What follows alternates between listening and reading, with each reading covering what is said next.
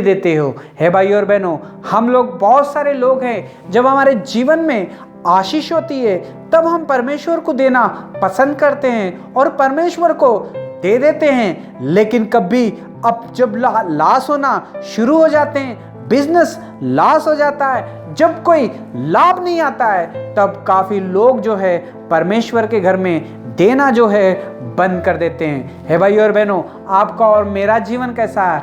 आपका और मेरा दान कैसा है? जब हम लाभ में थे, जब बिजनेस ऊपर चढ़ रहा था, जब बहुत फायदा था, तभी हमने डाला है। लेकिन जब अब हम लॉस हो गए हैं, जब हमारे जीवन में बिजनेस नहीं चल रहा है, तो क्या हमने देना बंद कर दिया है? हे भाई और बहनों, अगर आपने भी ऐसा ही किया है तो भाई और बहनों, इस वचन के द्वारा परमेश्वर आपसे बात कर रहा है, क्योंकि शैतान भी यही चाहता है कि परमेश्वर का दास यानी कि परमेश्वर के बच्चे लोग जो है परमेश्वर के घर में कहीं अपने धन ना लेके आ जाएं, वहां पे अपना दशवां ना लेके आ जाएं, कहीं परमेश्वर से वो लोग आशीष ना पाले।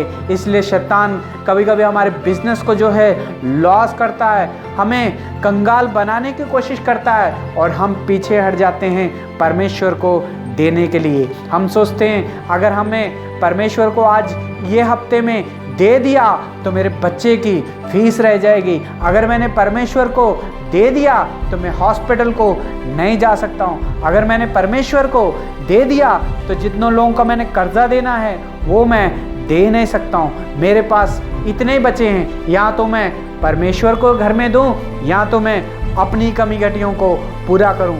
लेकिन 99% जो लोग हैं यानी कि 99 या 90% लोग जो है यही सोचते हैं कि अगर मेरे पास इतना ही है तो परमेश्वर के घर में देने से पहले वो लोग सोचते हैं कि मैं अपने बच्चे की फीस दे दूं, परमेश्वर के घर में दे दूंगा तो मेरे पास बचेंगे नहीं, इसलिए वो हॉस्पिटलों में पैसे लगा देते। परमेश्वर के घर में देने से बचाने के लिए वो जो है लोगों के कर्जे उतारना शुरू कर देते।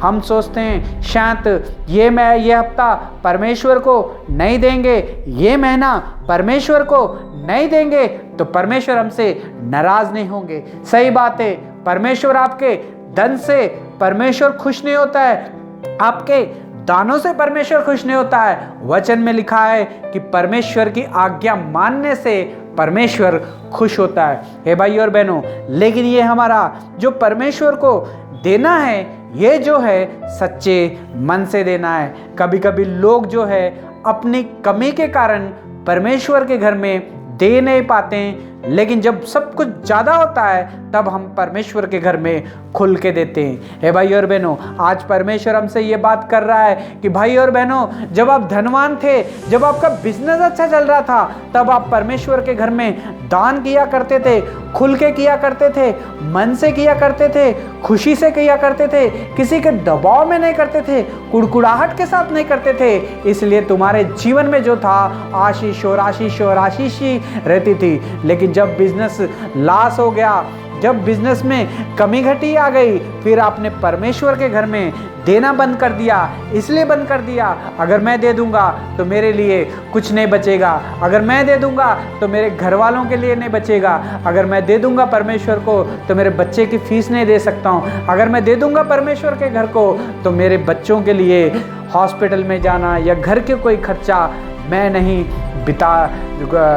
शायद निकाल पाऊंगा। इसलिए परमेश्वर के घर में देना बंद कर देते हैं। हम जब हमारे जीवन में कमी घटियाँ आती हैं तब हम परमेश्वर को देना बंद कर देते हैं। लेकिन भाई और बहनों, ये आपकी और मेरी जो है परीक्षा है। परमेश्वर पहले दे के देखता है कि ये लोग मुझे देते हैं या नहीं। जब परमेश्वर हमें देता है तो कुछ लोग जो है मन खोल के देते हैं, लेकिन कुछ लोग देना बंद कर देते हैं। लेकिन जब लॉस में होना शुरू हो जाते हैं तब परमेश्वर से प्रार्थना करते हैं, परमेश्वर मुझे दे, मैं आपको दूंगा। लेकिन जब परमेश्वर देता है तब परमेश्वर को भूल जाते हैं। हे भाई और बहनों,